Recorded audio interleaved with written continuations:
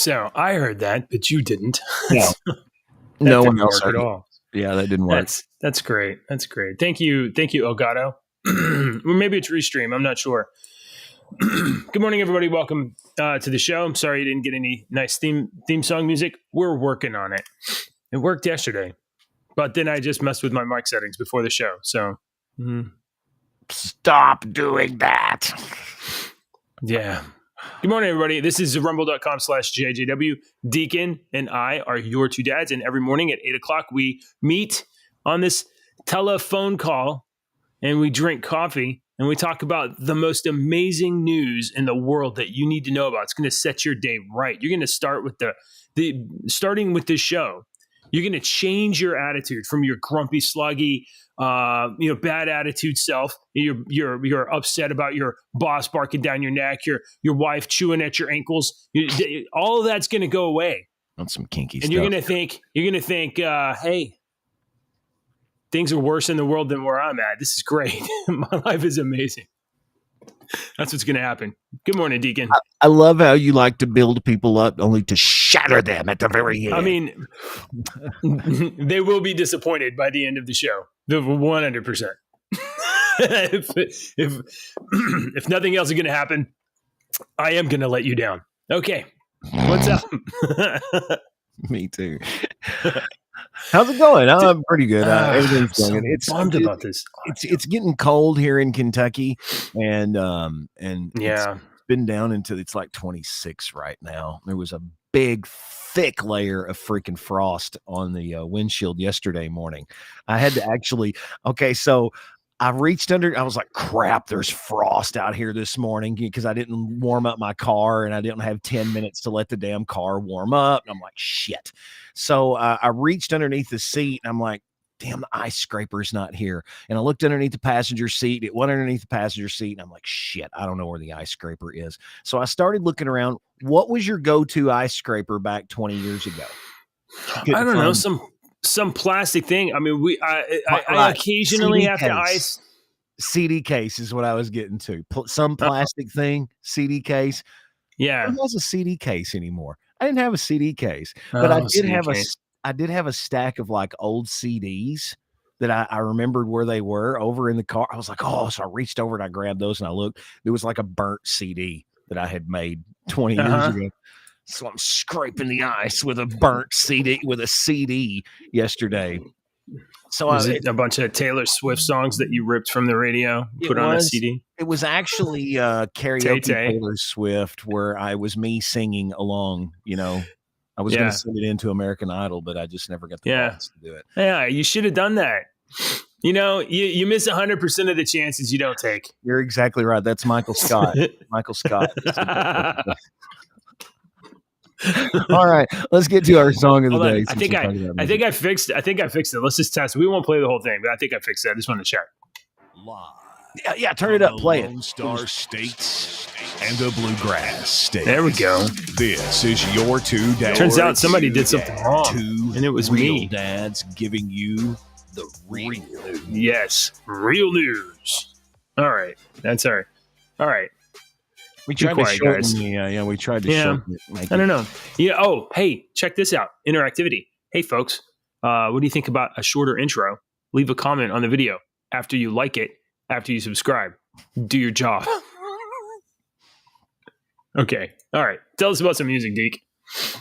All right. So yesterday, I was going to do this one yesterday and have the whole week be 90s one-hit wonders, because me and Alex were listening to one-hit wonders from the 90s over the weekend. And we had the people that passed away that I wanted to feature.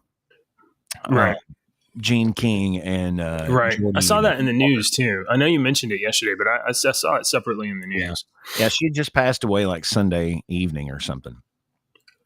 So today we're going back to our one-hit wonders, and we're going to do one-hit wonders for a while just because there's so many great ones. And I've been on the radio for 30 years. I remember playing these songs a million times. Okay. One of the common things that I've heard in radio over the years is the telephone ringing. It's very common. I hear it all like it is right now. Like it is right now. So hang on a second. Yeah. Yeah. You can be sure that if Deke starts taking a segment, he's going to start taking a minute to talk. That phone's going to ring or the train's coming through because he is on the radio right now. He's taking live calls. He is putting songs on the air. He is telling people things that they want to hear, and that's going to happen. So if it's Deke's turn to talk, he's going to get interrupted. Yeah.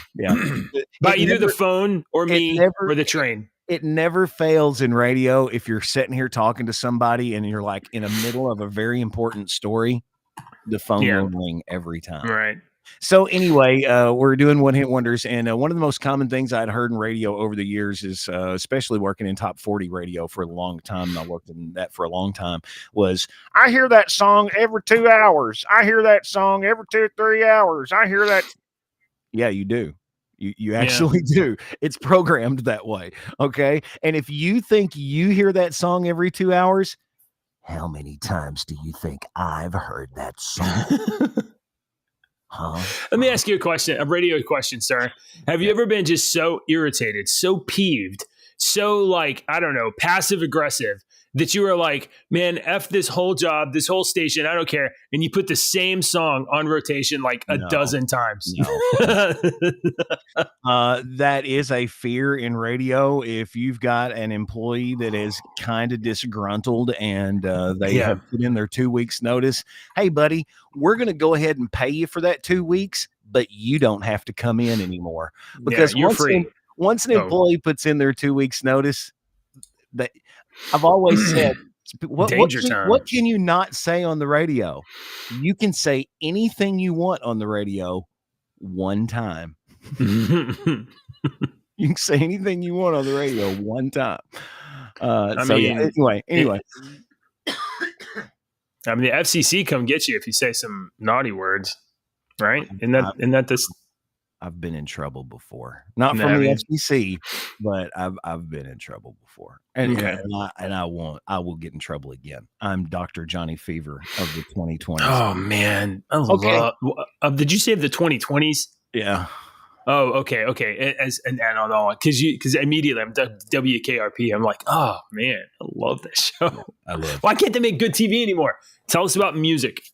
All right, so our one-hit wonder today is one that you may remember, and it was a true one-hit wonder in the United States. Remember Tal Bachman? I think I remember this song. Yeah. Oh, yeah. Yeah, I know this song. She's so lovely.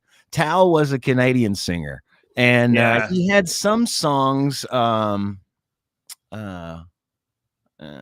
I'm trying to read to see what's going on there. I had my shift key was sticking this morning, so I've got a bunch of weird capital letters. Yeah. But he was a Canadian singer. He had 4 or 5 hits in Canada, but never really. I mean, this song hit number 1 in the U.S. and it was only number 3 in Canada. But he had some other songs that were in the top 50 in Canada. The only other song he ever had in the U.S. was a number 30. It debuted at it got up to number 35, and that's as far as it went. Right. That was on the heels of She's So High from I'm seeing all my my shift key was sticking, so She's So High and a number, and I've been doing it all morning. I've been trying to fix it all morning, so I got to get the keyboard. I really think that we should. I mean, we were allowed to use like up to 7 seconds, so we could do like 6 seconds of these songs, right? And we'd be in the clear for just so people could have like a little hint of it. Don't you think we can do that? Are we allowed to do that? I would rather steer you to above JJ's head to our Discord server. Go there. I've got it in the Deeks playlist. You can go, you can click it. You can go straight to YouTube and listen to it. And it's cool. And watch this one's the official video. You get to see a young Tal Bachman from 20 something years ago because he's got gray hair now. What's he done since? Has he done anything since? He's still a musician. Those musicians are still musicians, but I'm sure I'm sure he gets a nice residual check from that song. Oh yeah. You know? And I'm sure think about the freaking Ford wants to decide they want to make a new car commercial or something, and that song is perfect. So hey, can we how many little teeny movies has that song been? I'm sure his residual check off that one number 1 hit is right. He's riding off of it. There are a lot of stories where musicians are like, that my residual check that I make off of blank song is all I need to survive. Right. Yeah. I mean, like that's, I can't even, I know that song has been in movies and probably a bunch of movies. Yeah. So here's some dad advice for you this morning. If you are someone that is a wordsmith, someone that's good with words, someone that can write your feelings or transverse your feelings into words better than most people, you can but you can't sing a tune. You can't sing a note, man. You can't carry a tune in a bucket, but you're good at writing poetry or whatever you call it. Yeah. You can make a hell of a living being a songwriter. You don't have to be famous. Give it to the guy that can sing, that's good looking, that's 6'2", that's good looking. No, I have a question. But don't you have to kind of know what it's kind of supposed to sound like, though? Like if you have like no musical talent. Yeah. No, but if you can sit here and go, my baby does the hanky panky. You can tell I'm wanting it to go like this. And then somebody with musical knowledge can go, well, wait a minute. I sat in with my son's band like last month. I sat in with my son's band and I was sitting there listening to them because I got a lot more musical knowledge than they do. And that's what they wanted me to do. And they said, Aiden, the little guitarist, was like, what do you think about that song? I was like, I think he needs to take a solo and y'all need to add harmonies on the chorus parts. You need somebody needs to come in with some harmonies, even if it's just a couple of words at the end and whatnot. Right. And they were like, oh, that's a good idea, blah, blah, blah. So sometimes you just need somebody else with a musical ear to go, and they may change the song that you wrote, but you're still going to get a residual check that's going to make your house. Yup. Isn't it like the story that comes to mind for me is who's the front man for Smashing Pumpkins? Billy Corgan. Yeah, he wrote all those songs, and then Smashing Pumpkins performed them all, or most of them, or whatever. And Smashing Pumpkins, the band, got like half of the residuals, and he, as the songwriter, got half the residuals. He got like so much money for writing the songs that they performed because he was the songwriter, and that caused a lot of. If you get into the Smashing Pumpkins story, that caused a lot of strife. But I'm on Billy Corgan's side. If me and you and Sinister Minister had a band, and I wrote all the songs, and we played the songs, right? Yeah. Well, you share the performance revenues, but they get paid, but the songwriter also gets paid. That's what people don't understand. When I pay a bill here for this song here, whoever owns this Neil McCoy song, all right, I just played a Neil McCoy song, all right, country music guy. If Neil McCoy wrote that song, then Neil McCoy gets the cents, the payments from playing this that when we pay ASCAP then pays the songwriters, and they get a little residual check and whatnot because radio stations and people are still playing their music. So they get money for it. But Paul McCartney doesn't own the Beatles. So every time the Beatles got played, Michael Jackson's estate there for the longest time got all the money for the Beatles because he owned the songwriting rights. So songwriters can sell their rights and stuff. So just because the Beatles might go out and perform, but if their songwriting rights are not owned by Paul McCartney and John Lennon, and they've sold them off to Joe Blow and Joe Smith are going to get the songwriting check, and the Beatles are going to get their performance check. So Billy Corgan owned all. It's like George Lucas in Star Wars. He's like, can I own the rights to making the toys and all that shit? Yeah, like, whatever. That's business decision in the 20th century. Absolutely. It's the same thing. Billy Corgan's like, I'm going to keep the rights to the songwriter since I'm the guy that's writing the songs, and then we'll do the music rights and everything for everybody else since y'all don't fucking contribute to the song, but you do to the lyrics. You lazy bastards. I've been carrying you around the whole planet. But Billy Corgan, may have a songwriter that's like Dave Grohl that is like, I wrote the bass, the guitar, the drums, the harmonica, the fucking keyboard. I wrote all this. Play it this way. I wrote it. Yeah. So Well, I hope there's aspiring musicians out there that will, or writers that want to like look at that. I don't know. All I can say is that is not me. Poetry. I like certain kinds of writing, but I'm not interested in poetry. I'm not interested in like exploring the depths of heart or burden or sorrow or romance, unrequited love. Like I'm not interested in any of that. But I was going to say something. I don't remember what I was going to say now. But I mean, like, but I definitely, there's all kinds of ways to be creative, and there's even all kinds of ways to like make it profitable for you, make it worthwhile, make it a career. Oh, I remember what I was going to say. It's easier now. It's easier right now to become famous for doing your music than it ever has been. Because these kids were talking about, you like to go and play and, get old enough to play in bars and blah, blah, blah. I was like, you don't have to do that crap anymore. That was the Justin Bieber started on YouTube. Yeah, I was like, you don't have to do that. I said, I can give you the formula to, if you can get the views on social media, because y'all are young and y'all know better algorithm crap than I do. If you can get the views, I can give you the old man music hacks to trick them into watching your shit. Play this type of song, play this type of song, play this type of song, do a cover of it, do it on. Yeah. So, too bad we don't know anybody about that for TV shows for our show. All right. So today's episode title is It's a Small World, but Keep Your Pants On.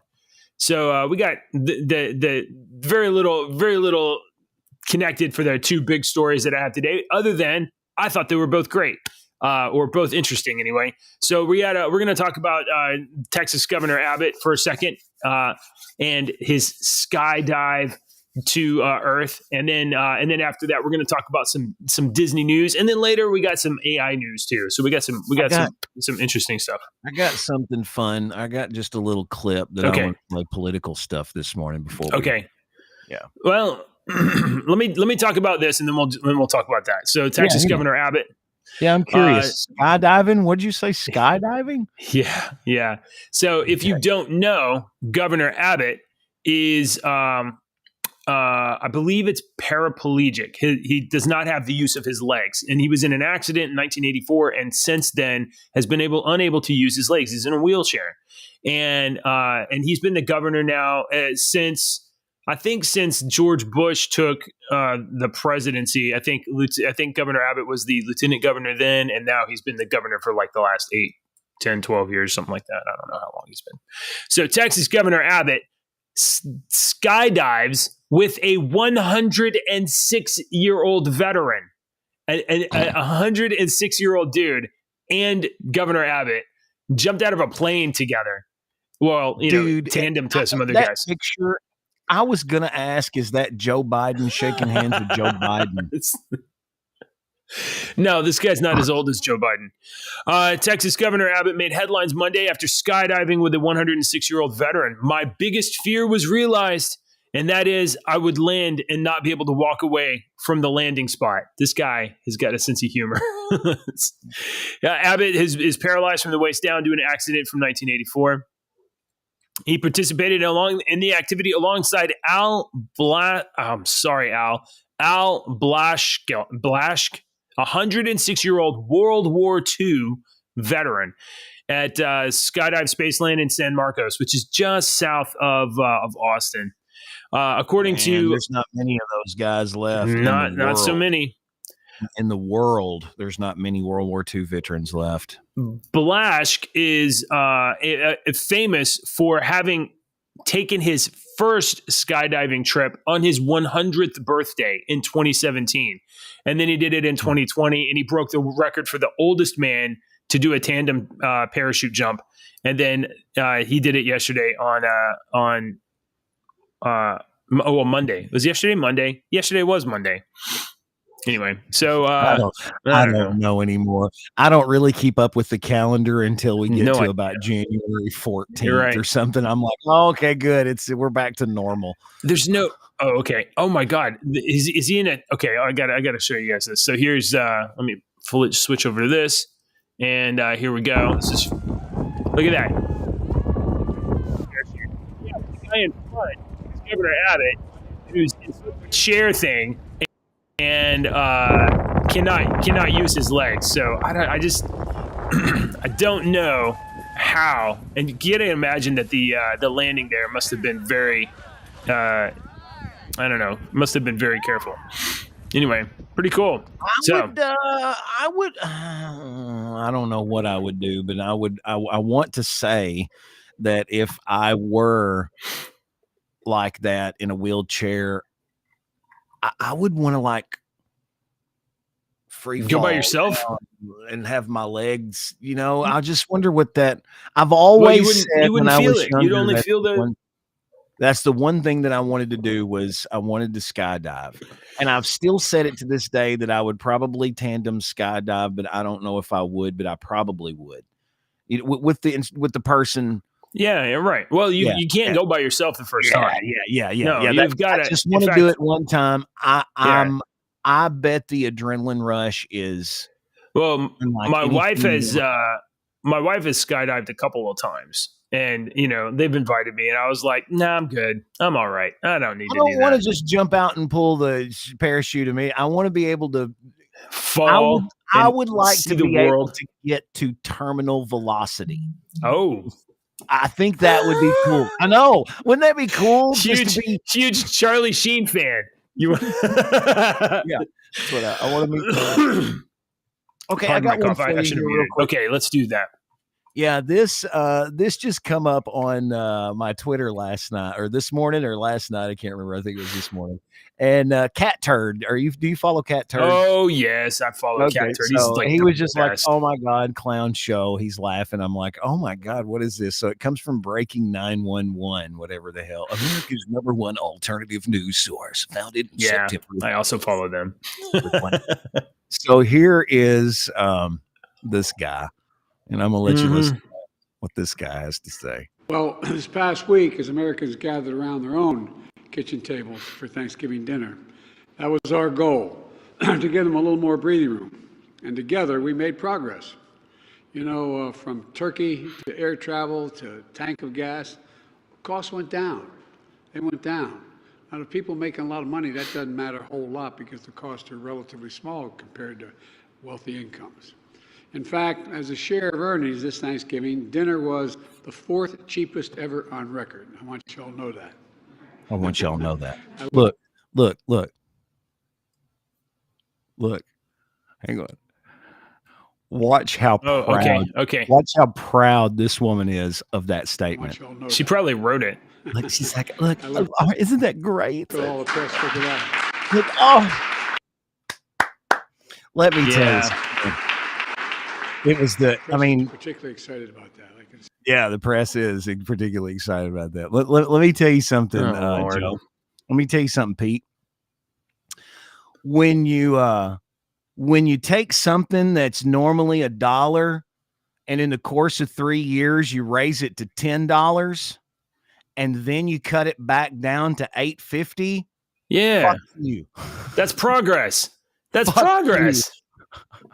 That's progress. 4th cheapest we've ever recorded this year.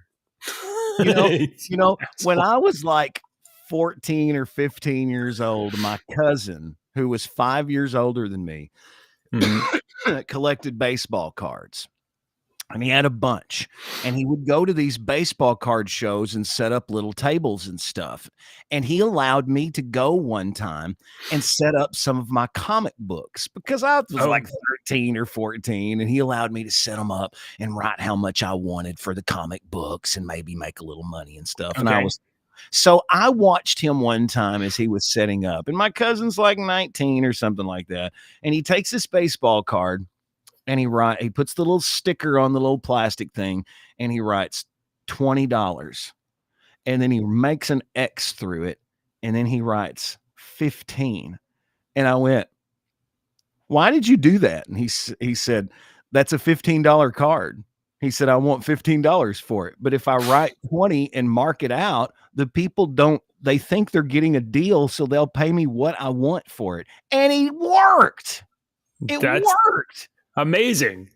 And I learned that at like 13, 14 years old. I'm like, really? You can trick people that easily? Yeah. That's what retail has been doing to you for like your whole life. They run the prices up and then said they were on sale. me and Kendra were in Walmart the other day and we were getting some ketchup, and I was showing her my ketchup and cheese are my two favorite ones to show people. I want you to look for this in the grocery store next time. Go to the ketchup aisle and look for the ketchups that are upside down. Remember when they started turning them upside down? So the yeah. Oh yeah. Okay, I want you to look at the price of those and then the ounces of those compared to the ones that are upright and the prices and the ounces to those. You're paying like $1 more for less ketchup and it's upside down. I swear to God, look. If you go to Cheese's, you go and you buy a pack of 2 cups, 8 ounces, I think it's 8 ounces, 2 cups of shredded mozzarella. It's a price. But if you buy the block and shred it yourself, you're saving almost half the freaking price. Normally, this was before the Biden shit. I haven't since Biden took over. But normally the block cheese and the shredded, you're paying for the convenience on a lot of stuff. Pills. No, that's a whole nother. I worked in a grocery store for a long time as a little, when I was a bagger or a stalker. Yeah. And I like to look at different stuff like that. And I think people should pay attention in grocery stores. Have you seen the videos of the people in Target over the weekend for the Black Friday? There was all these people that were posting these videos that Target, and their Black Friday sales were like in these black, these little black tags, and it was like $3.99, and you pull it out and there's the regular fucking tag and it's $3.99. So this woman was like, this is bullshit. She's like, I needed to go to Target to do this anyway. So I pulled out my phone. She's like, it's fucking real. It's real. Me and Alex was in Walmart the other day and it was like Black Friday PlayStation 5, $4.99. I'm like, that's like $30 off. That's not a Black Friday sale. That's a sale. When we were driving around on Friday, I told you last week we went to the Disney on Ice show, and we got up on Friday morning and started driving over to Allen, Texas to go to this thing. It took like an hour or something to get there, and it was probably 11:30. Might have been 1:30 in the afternoon before I even realized it was Black Friday. There was traffic, and I was like, what's all this traffic? What's going on? And then somebody was like, it's Black Friday. I was like, oh, right. Because I'm not an idiot. I'm not going to go shopping dumb shit. What's wrong with people? But people did tell me that it was like the worst Black Friday. Yeah, there was like no savings across the board. Well, anyway. Oh, okay. Hey, I got some other political news. We've talked, this is international though. We've talked before about, declining birth rates in the United States and in other, developing countries around the world where, especially in like Europe and in the United States, the birth rate replacement rate is less than 2. And if you don't have a replacement rate of at least 2, that is, mom, dad, 2 kids, then your population of your country is declining, each generation producing fewer children than the next generation.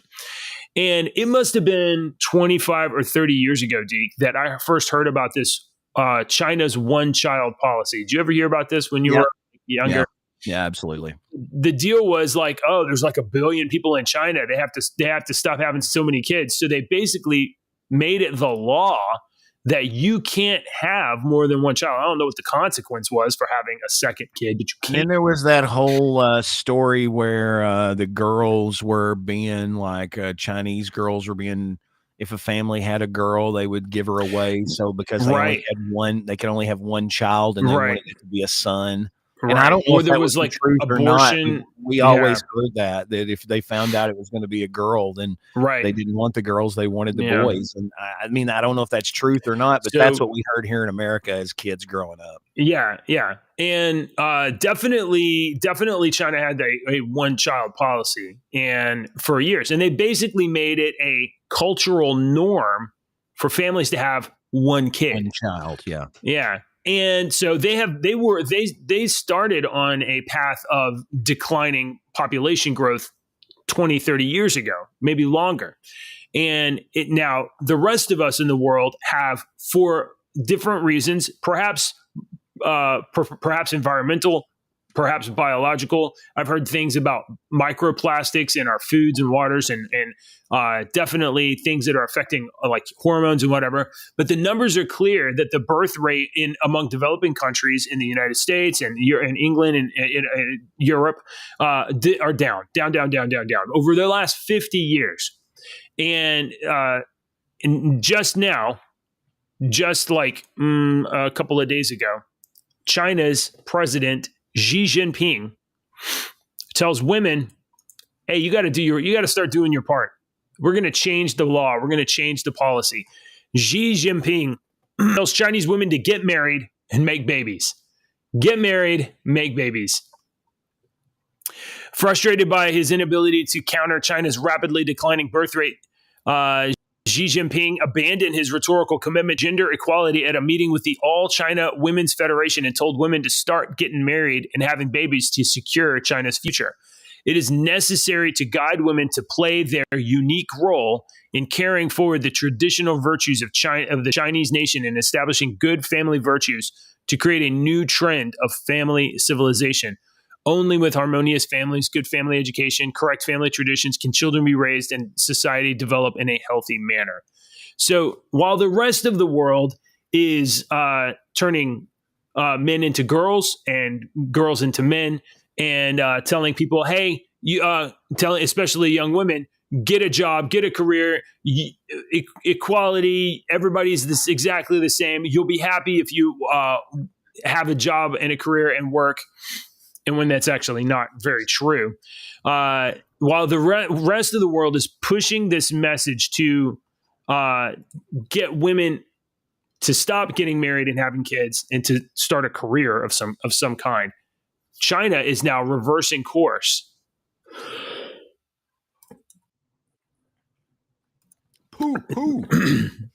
China is reversing course and telling women, go get married and have babies. What is your first thoughts about that? Do you have any thoughts about this at all? Yeah, my first thoughts are, I hope China hasn't perfected these psychic super soldiers that they've been working on. Okay. All right. I mean, honestly, that was my first thought. My first thought when you were reading that was, after you got about halfway through it, was the story of the little Chinese girl that can supposedly make the flowers bloom with her mind. Like, I don't know what that is. They've got, there's a little Chinese girl supposedly that, because the CIA, every country's been working on that kind of crap and trying to find people that say that they can do stuff and doing that. MK and you Ultra. don't think that, and the world goes, wait a minute, here's the line. We can't cross the line. The Chinese people are like, okay, we're not going to cross the line. And they're crossed the line. And they don't tell you that they're crossing the line. But everybody knows that China crosses the line and is experimenting. And I wouldn't be surprised if they didn't have a three-headed Cerberus guarding a freaking They've definitely had some people, like, I don't know if he got in trouble or not, but there was like a scientist that was doing like gene editing. Where they were gene editing rich people, babies. Yes, to make smarter babies. Yes, then you don't think that that's going on. You're just silly. Mm-hmm. But that was what I thought of. Supposedly, there's this little girl that can make flowers bloom with her mind. So, what else do they have? Do they have Pyro? Do they have Jean Grey? I don't know. No super mutant Chinese people. So Xi Jinping and the Communist Party is trying to get women to have more babies so that they don't have an implosive population decline and collapse.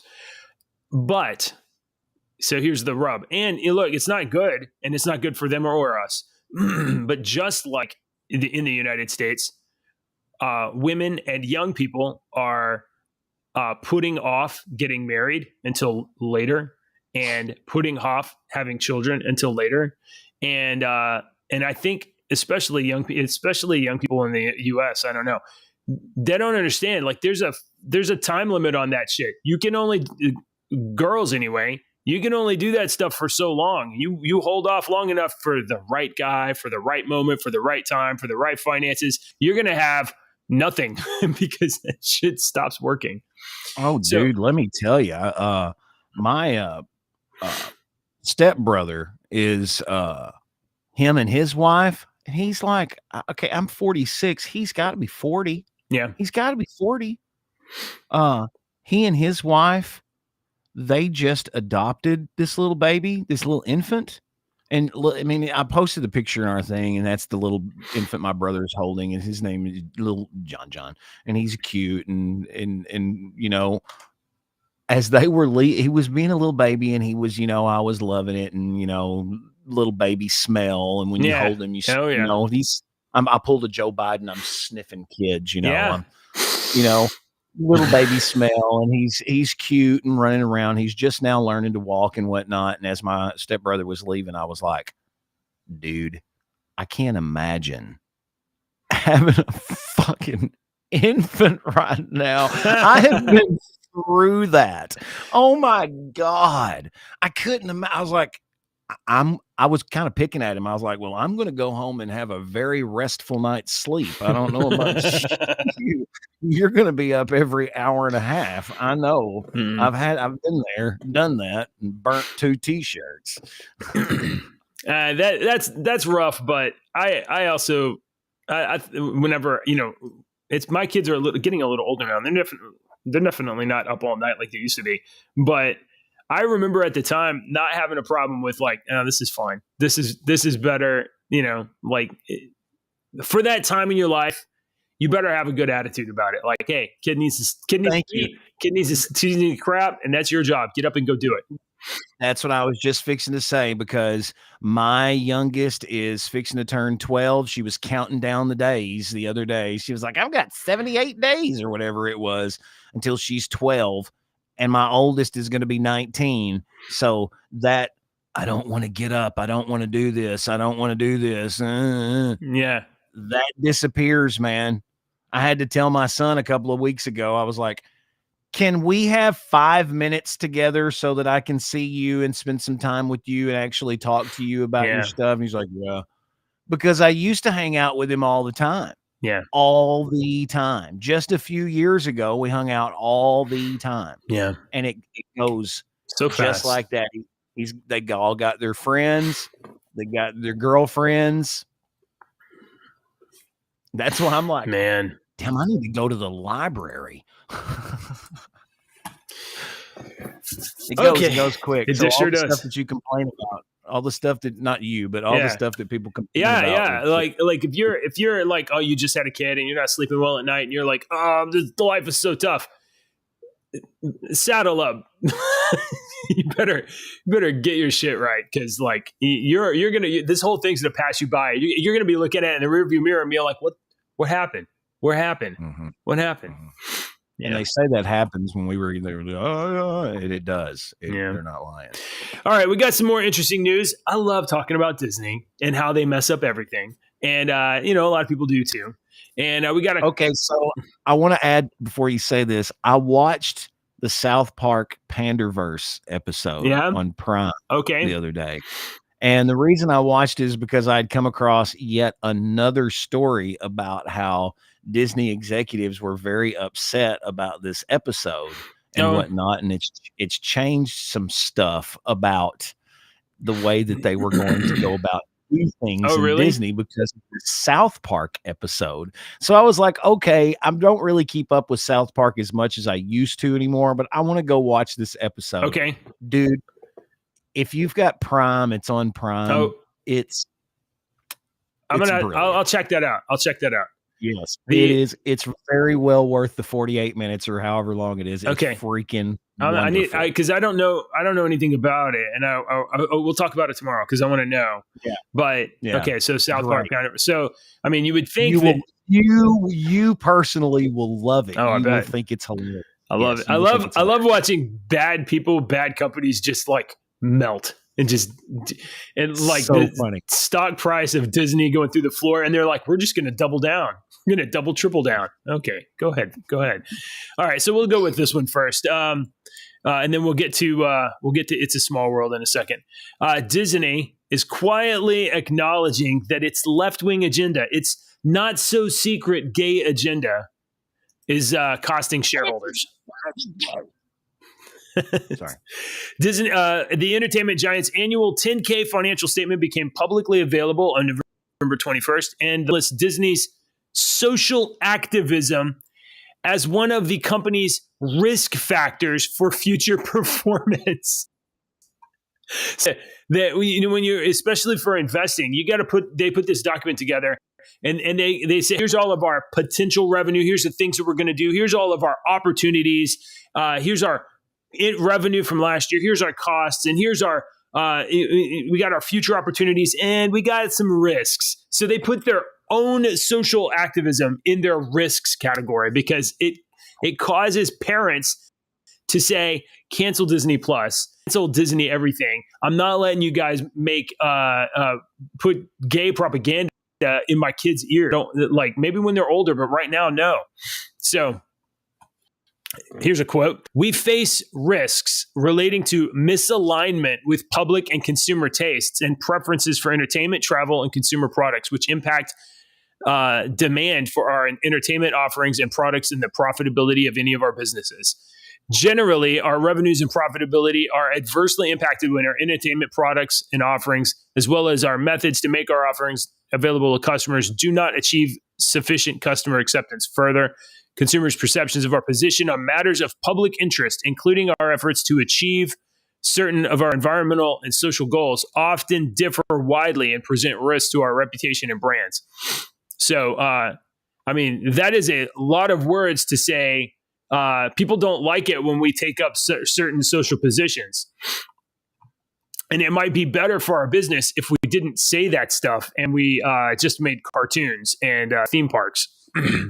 That, we saw in the last year, I think it was like 18 months ago, 24 months ago, Disney launched a Star Wars hotel park. It was like, I don't forget what it was called. It was like a whole experience. You go into this place and it was a whole Star Wars experience. There's actors everywhere. Like $3,000 a night. It was hugely expensive and it's already closed. It's so expensive and such a bad experience. And like, people don't want to be stuck in a building all the time.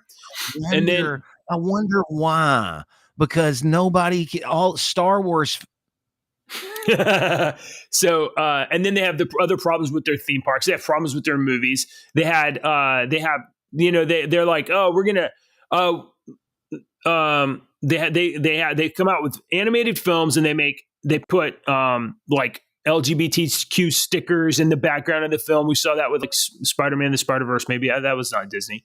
Maybe, I don't think it was Disney, but we saw them do that. And we saw, Elemental, they have a trans character that's through all this crap. Right? And then, but the parents are like, look, man, I got 40 to 60 hours of work a week, and I got to watch whatever my kids are watching, make sure they're not good. And I'm not gonna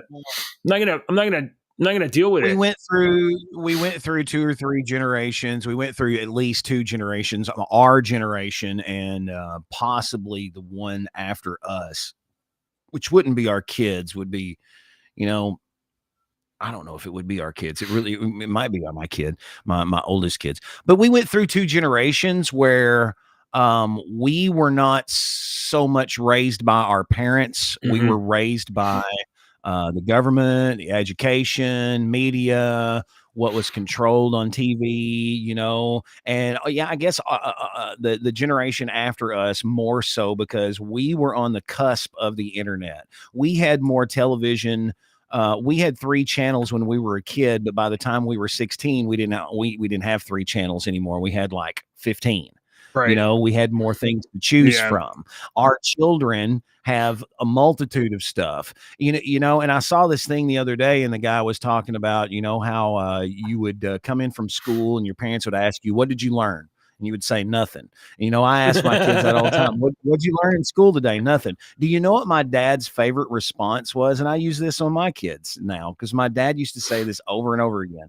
What did you learn in school today, son? And I would say nothing. And his response would always be the same thing every time. Well, guess you'll have to go back tomorrow then, huh? And that's what he would say every single time. So that's what I say to my kids when they give me that response, nothing. Well, what I'm getting at is the reason we say nothing and the reason that they say nothing is because you're learning nothing in school. I have made the statement that I have learned more valuable information since I have been out of school in all of the years that I was in school. All of that shit that I learned in school, I rarely use any of it. Rarely use any of it. So go ahead. How many times have you used biology in your freaking life? Yeah. You need to know the basics, but if you're not going into the biological field in some sort, it was a very interesting speech by this man that was talking about how the education system was created a long time ago by some rich ass people to brainwash us into thinking a certain way, getting away from a certain way of thinking that we used to think. The thing especially when you're young, the thing you need to learn is how to learn. You need to learn how to learn. You need to learn how to. And everyone learns consume differently. Things and think about things and yeah. So everyone learns differently. If you show me how to do something one time, this is how you do it, blah, blah, blah. Let me take my notes or do whatever. That's all I need. Right. That's all I need. I'm more of a visual learner than I had a history professor in college, and I love history, and it was U.S. history, and I love U.S. history, and I hated his fucking class because he stood there and talked for an hour. And if you did not have your notebook out writing down every single thing he said, you were not going to pay. He did not pass out any papers. He did not write anything on the board. He stood there and talked. He lectured for an hour, and then he put his book up and he left. And if you didn't write it down, you were not going to pass that class. And I hated that class. Yeah. I hated learning that. So way. Back to the thing you were talking about, kids saying, I don't know what happened at school today. So my kids started school this year, really, but like, you know, we had them in school a couple of years, so we look preschool and whatever. But I've started this when they were in preschool, like when the preschool, like as soon as I could, at night, every night, after I tell them a story and get them ready for bed or whatever, I go in and I talk to each one and I ask them one thing. What is one good thing about today? And usually they'll tell me something and I'll be like, tell me one good thing about school today then. And I make them, what I'm doing is I'm telling them that, one, there's an expectation. You're going to tell me something, or we're just going to sit here and talk for a while. But review your day. Think back to the things you learned today, and just pick out one thing that was good and tell me about it. And I'm just creating that. I'm creating this habit right now. It's good. Yeah. So continue to do that. I asked Maggie that. It was just like not too long ago. I asked Maggie because her worst subject is history. She don't like history, and that's my favorite thing in the whole world. And so I was like, what did you learn in history? And she was like, I learned about the whatever Mesopotamian. I don't think that was it, but it was something with an M. Right. I was like, what? Okay, well, tell me about them. And she was like, well, what do you want to know? I was like, just tell me anything about them that you learned today. Yeah. It's one thing. And I'm like, you were checked out while you were there. You were checked out. You got to be checked in. All right. Oh, we've only got a couple minutes left for this. And then we need to get going because I got a phone call I got to make. So, Deke, it's a small world. And there's not a lot of places in the world. Yeah. There's not a lot of places in the world that you can, experience the happiest place on earth. And then and then get out of that experience and take all your clothes off and run around in front of naked people. But luckily for us, Disney is one of those places. A naked man has been arrested after running around Disneyland's It's a Small World ride. 26-year-old man got out of the pool. I was in the pool. I don't know what he thinks he's doing.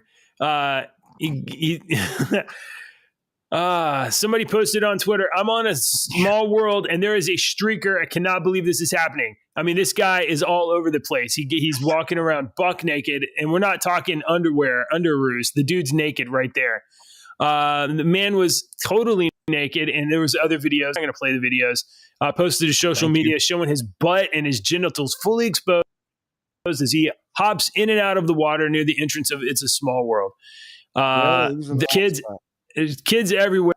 Anyway, so this is like I just wonder for a moment, like, what gets into your brain? Is he high, or did he just go off the rails in his mind of like some bizarre fantasy, and he was just like impulsively acting it out, or what? Remember yesterday on the show where I said, and if you didn't hear this part in the show, you can always go back and rewatch yesterday. But remember yesterday on the show, that was just for you. I did that just for you. Thank you. See, you rub it off on my ass. Yeah. You remember yesterday on the show when I said that humans have perfected the way to not have the natural selection cull off our stupid people, and our stupid people continue to reproduce. We protect them from.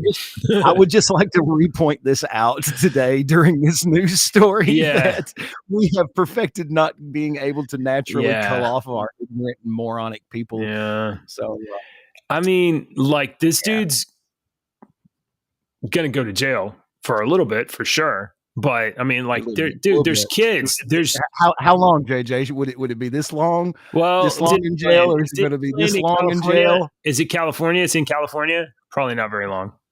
Not getting my joke. Yeah, or you're not acknowledging my joke. I got you, little joke. If you wait, if you keep saying it, might get bigger. It might. Okay. All right. Save the AI stories for tomorrow. Yeah. I forgot about that. Yeah, those are good. We'll do AI stories tomorrow. All right. I don't think I don't have another one. Yeah. Okay. AI news tomorrow. Hey, join our Discord server. We like to talk over there and share funny stories and stuff. And sometimes we post stories that we don't talk about in here, and we have little conversations. Lots of them when I'm over there.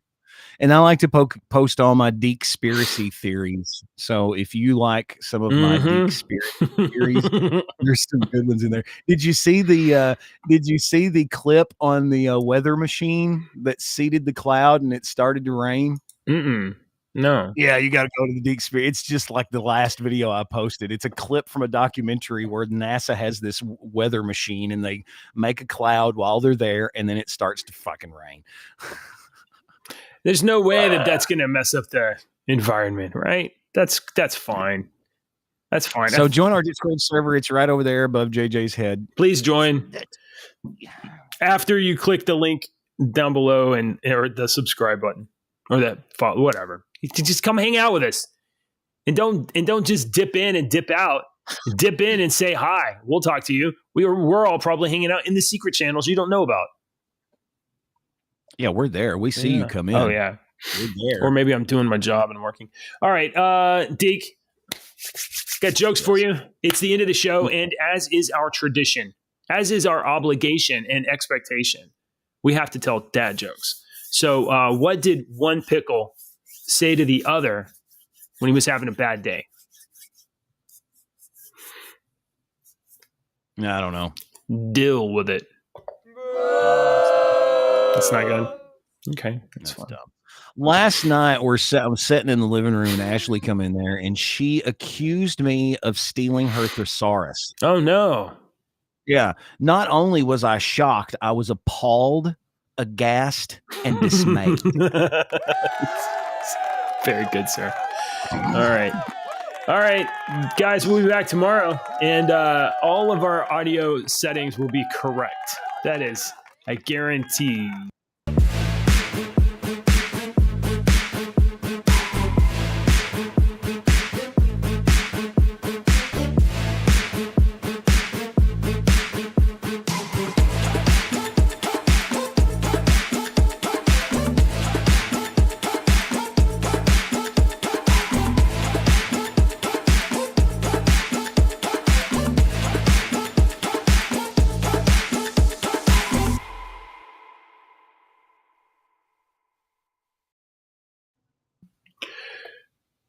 I forgot to push the end.